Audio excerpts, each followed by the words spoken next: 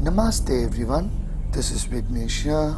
Welcome to another video of Lore for the Love of DragonAge. I do apologize that thanks to my exams I wasn't able to get back to you guys sooner. Now that I'm here, I think it's our professional storyteller's turn to tell one. I think I can manage that. today we're going to talk about a rather turbulent time for the Winter Imperium, where it went to war with almost every faction across Thedas. In 760 Ancient, Archon Almatrius ascends to the throne of the Winter Imperium. By 715 Ancient, the Winter Imperium had begun several campaigns to subjugate the barbarous tribes of the Alamari all across the Ferelden Valley. After many near losses, they managed to hold this central area for a time and even pave the Imperial Highway across the Frostbacks all the way to the fortress at Ostagar. In 712 Ancient, the first winter expedition against the Avars takes place in the Frostback Mountains. Within the next 12 years, the western part of the Winter Imperium rebels to form the Anderfelds, mainly populated by the people of Yuthandi. In the next 3 years, tensions within the Imperium reach a breaking point with the assassination of Archon Almatrius. His apprentice Tadarion inherits the throne while a full-blown civil war breaks out in the Imperium.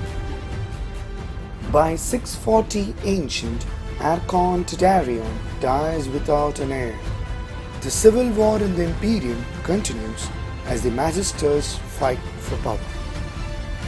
In 620 Ancient, Emirius, the last of the great imperial cities, is founded in the distant south of the Imperium by the powerful Magister known as Emirius Crovan. Elven slaves were bought in by the thousands to work in the stone quarries and suffered hardships that would give the city a dark and bloody reputation. In time, it became known as the City of Chains, the center of the imperial slave market and the destination of all those captured by the spread of the arcane rule. Archon Parthenius claims the throne and thus ends the long and bloody civil war of the Winter Imperium. The largest civil war of the Winter Imperium is usually considered the beginning of its decline from the Golden Age. The Magisters of the various noble houses wielded terrible power, and their pursuit for more led to human sacrifices and demon summoning. When two of the largest winter houses battled to claim the Archon's throne, the Imperium was almost split in two. The resulting war left ruins in battlefields where the magical taint continues to be felt to this day.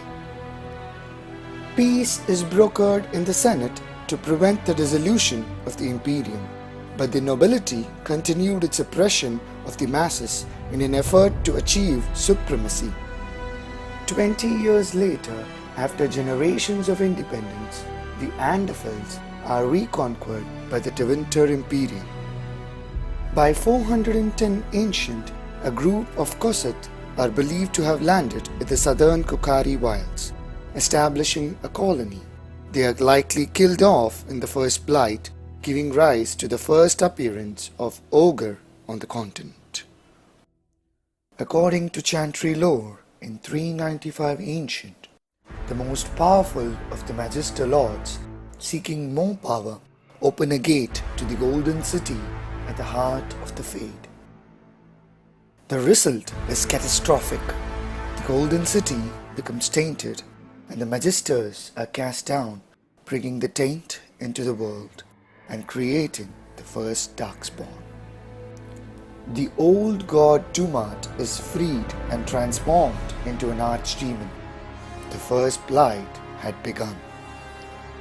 The first to fall to the newly formed Darkspawn army were the great dwarven kingdoms of the underground deep roads. As the dwarven kingdoms are crushed under the Darkspawn's might, they use the newly discovered deep roads to appear on the surface and spread all across Thedas. All of the Imperium comes under siege and falls into a state of chaos.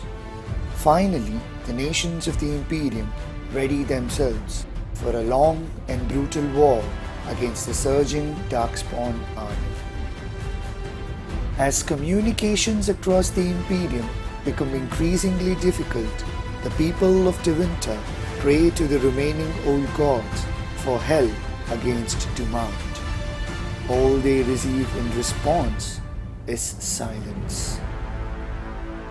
With the people's faith waning, Unrest sees many temples destroyed as the people of the Imperium begin to turn away from the old gods, believing themselves betrayed. This dark period of chaos and suffering lasts for over 200 years. Until 355 Ancient, the Blight is yet to reach the tribes of Alamari. They are instead caught up in a war with the Avar. In the Battle of Red Falls, Alamari warrior Luthien Dwarfson fights Morrigan Nan, the great Avar warrior queen. Both die in battle. The Order of the Ash Warriors is founded in Dwarfson's honor. And that, guys, brings us to the end of another episode of Lore for the Love of DragonAge. In our next episode, we're going to be looking at the founding of the Grey Wardens and how they ended the first Blight. If you like this video, please give it a thumbs up. It really helps the channel. Also, if you want to keep up with my lore series, please don't forget to subscribe.